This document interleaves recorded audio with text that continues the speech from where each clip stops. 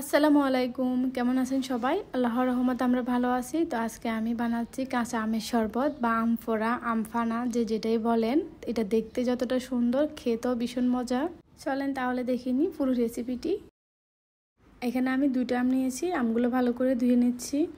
আমি চুলায় পানি বসিয়ে দিয়েছি, ওটা দেখানো হয়নি কারণ কারেন্ট ছিল না। তো আমার আমগুলো ধোয়া হয়ে গেছে, তো পানিটাও গরম হয়ে আসছে। এখন পানির মধ্যে দিয়ে দিব আমগুলো। আম সিদ্ধটা বেশি টাইম লাগে না। তো আম যখন সিদ্ধ হয়ে যায় চামড়াটা এভাবে ফেটে যায়, তো আর চেক করাও লাগে না।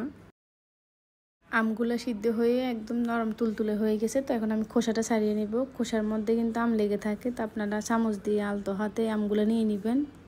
এই তো আমিও নিয়ে নিচ্ছি চামচ দিয়ে।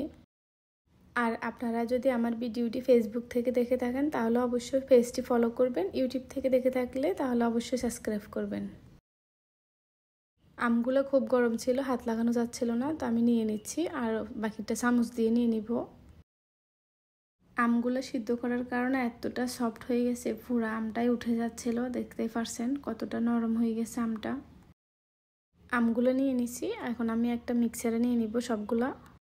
এখন দিয়ে দিব 2 চামচ চিনি, লবণ, ধনিয়া পাতা, কাঁচামরিচ। তো আমার এখানে 4টা কাঁচামরিচ ছিল, আপনারা চাইলে আরও কমিয়ে দিতে পারেন। আমার কাঁচামরিচগুলো একদমই ঝাল কম ছিল। এখন সব ব্লেন্ড করে নিব। তো আমার ব্লেন্ড করাটাও হয়ে গেছে, তো একটা জারে ঢেলে নিব সবগুলা। আমি ঠান্ডা পানি দিব, আপনারা বরফ দিতে পারেন। আমার বাসায় বরফ ছিল না, ঠান্ডা পানিটাই ছিল। আর অবশ্যই ভিডিওটি ভালো লাগলে একটা লাইক দিবেন।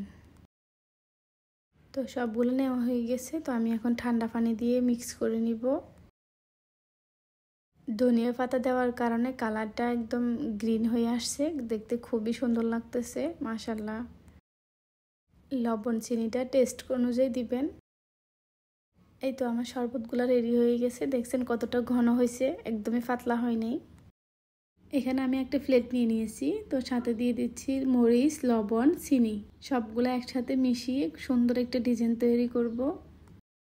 এটা দেখতেও সুন্দর, খেতেও মুখে যখন পড়ে চিনি, লবণ, মরিচটা, তখন খেতেও মজা লাগে। তো আমি একটা গ্লাস নিয়ে নিচ্ছি। তো গ্লাসটির কাছে আমি লেবু লাগিয়ে নিচ্ছি। এখন গ্লাসটি লবণ, মরিচ, চিনি যে মিক্স করছি এটাতে দিয়ে দিচ্ছি এভাবে। তো কাঁচার মধ্যে যে লাগছে এটা খুবই সুন্দর লাগতেছে দেখতে। তো আমি আরও একটা গ্লাসে করে নিচ্ছি, সবগুলোতে একসাথে করে তারপরে আমি শরবতগুলো ঢালবো। এই তো দেখেন কতটা সুন্দর লাগতেছে। এই লবণ, মরিচ, চিনির মিশ্রণটা যতটা না দেখতে সুন্দর ততটা খেতে মজা। যখন আপনি শরবতটা এভাবে খাবেন তো মুখে লাগবে, খুবই মজা লাগবে। অবশ্যই ট্রাই করবেন এই রেসিপিটা।